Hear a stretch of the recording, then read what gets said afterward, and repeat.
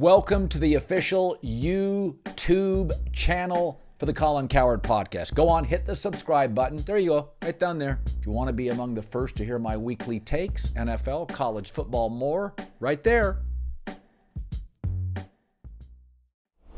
What makes it tougher for Caleb Williams is if you watch what Matt LaFleur is doing with Malik Willis, who looked like he could not play the position a year ago, and you watch what Kevin O'Connell is doing with Sam Darnold.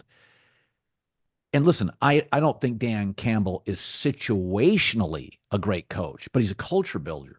We got three coaches in that division who are really good at what they do, right? Like I'm watching Kevin, and I look at Matt Eberflus, and I'm like, bro, you're not in that class. Forget that for now. I'm watching Kevin O'Connell. Everything Darnold does now. This is the USC version, and I keep waiting for the bubble to burst. Accuracy, playmaking, running, deep ball, and these reckless plays. Now he got, he tried to extend a play today. Ball gets on the carpet, but it's not just that Darnold's winning, John. He's clean. The 4 touchdowns, no picks. And this has been with banged up players. Like I keep waiting for the bubble to burst, but I watched them today and I'm like, shit, that wasn't competitive. Houston got smoked. Yeah, I mean, that was a team that I don't think any of us would be shocked as playing the Chiefs in the AFC Championship game. And that was, and listen, one thing, Darnold and that franchise, their home field advantage is pretty awesome. Yeah, you could tell Houston today was out of sorts at the line of scrimmage. The other thing they got going for him is this guy has some serious question marks with his ability to relate and deal with quarterbacks. But I don't think there's any disputing that Flores is right up there with Spagnuolo as the two best defensive coordinators in the NFL. Non-head coaches, like right. True defensive coordinator. It's just last week, Kyle and Purdy were like, we didn't even know what we were seeing. And clearly Slowick and CJ were just over their head today. What has happened to Sam Darnold these last couple weeks? Last 3 weeks? Lead, little pressure off, then he plays comfortable. Obviously, they got skill guys. But as we talk on September 22nd, we got a long way to go. We're talking like an MVP candidate. I mean, if you just voted today, you might win it. But, I mean, this guy, and back to the Bears, you go, I don't think the Bears have any chance to not be the 4th best team in this division with what I'm seeing right now. Because these other teams, from a coaching, LaFleur's pulling like a Picasso right now. It's Malik incredible. I mean, they dominated it. He had Malik Willis looking like a varsity guy versus Will Levis that looks like a peewee guy. I mean, it's just like not even a fair fight when they just handed you Malik Willis 3 weeks ago. So that's insane. Obviously, the Lions are good. And what Minnesota's doing, once you get to like 3-0 or 4-1, you can have a 2-game losing streak and still get to 10 wins pretty easily. You watch the Bears, they look as dysfunctional as a team, I would say, as any team in the league. When you just watch them play, you just go, this is not good. And when you watch Minnesota, polar opposite, you go, it feels crazy to say, but like, is this an NFC contender? Well, it's funny. First of all, the three or four things that we think create that. Great head coach. Got it. Yeah. Quarterback playing at an elite level. Darnold is. Weapons. Usually there's a great coordinator on a Super Bowl team. D'Amico Ryans with the Niners. Okay, so they've got a great coordinator. And then usually, situationally, a good defensive team. There's a pass rusher somewhere. Well, they're playing good situational defense. So, it sounds crazy, but, if they go 4-0, you can go 500 until week 17, and you're a 10-6 team. I know. You go 4-0, you can scuff it. I mean, if you go back to last year, Kansas City had a bad month in November. It's like the Super Bowl year when the Rams won it, they were choppy early with Stafford.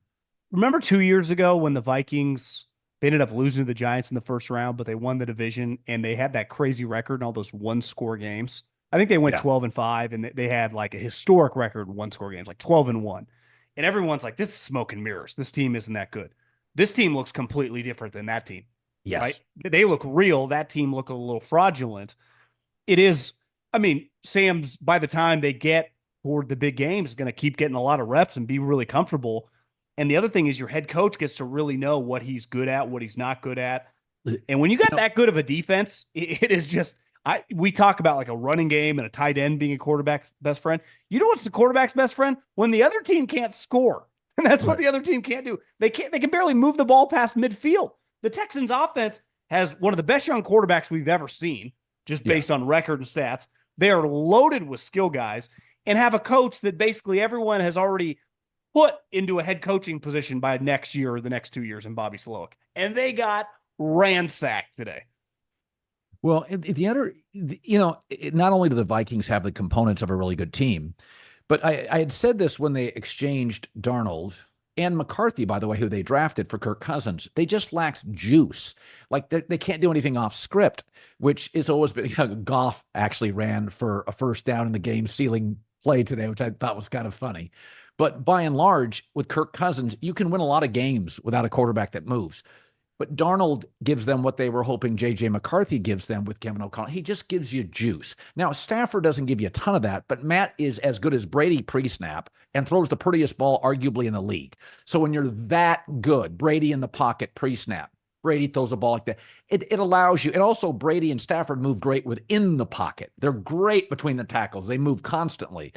But I'm just watching them and I'm like, the coach, the coordinator, the quarterback, and Darnold, the knock on Darnold, I always said this. There's a little Andrew Luck, and a little Carson Wentz. And he became a bad version of Carson Wentz, which is he's big, he's strong, he's athletic, he's tough, but Jesus, is he reckless. You take out the reckless from Darnold, and I get the big, strong, tough playmaker. This is why people drafted him early. Yeah, I think last year changed his life.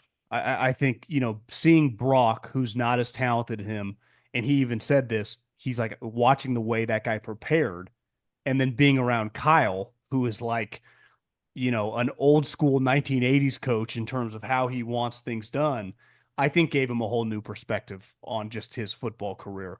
And then Kevin O'Connell came through. The Niners wanted to keep him, but they couldn't pay $10 million. Right. I think I said this last week, and I don't know how I can't say it again. If this continues and they make the playoffs and they win a playoff game, it's not like they traded up like some of these other teams to get JJ. He just fell into their lap, essentially, right? They didn't mortgage 3 first-round picks. Do you just let him go? I mean, everyone's like, why do we talk? These are conversations that you start having. This is a real life thing. JJ's on a cheap contract. He wasn't the number 1 pick. He was like the 10th or 11th. So his contract's not crazy. Do you extend Sam Darnold if he win 12 games and he's that good with your head coach? Isn't the whole point of this just to find a quarterback? Yeah. Right. So it's like, you don't just let him hit free agency and go, we'll see with JJ, because we're going, we'll see with Caleb. And how's that going? Hey, by the way, you could probably get Darnold he's so appreciative of, Sam's made some money in his career. You can get him for a steal. Well, wouldn't you just give him like 2 years, $60 million guarantee it all? I'd offer that to him right now. Now, maybe he wants to hit the market. Maybe you go, well, we could franchise tag you. These are good problems to have because clearly they like JJ.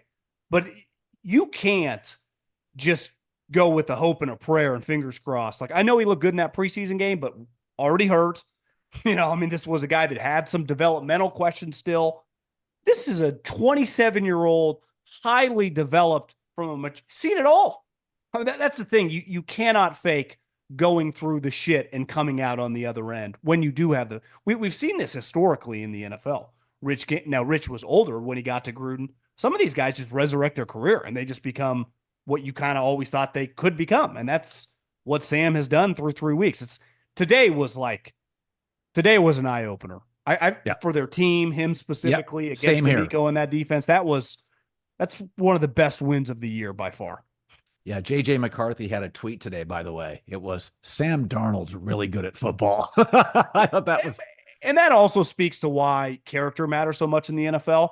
Look at Penix. Handled it perfectly. Haven't heard a peep. J.J. McCarthy doing stuff like that. When you get in these weird positions with some of these questionable guys at that position, you can get weird. So it just won't get weird, right? Because J.J. is such a high-level dude.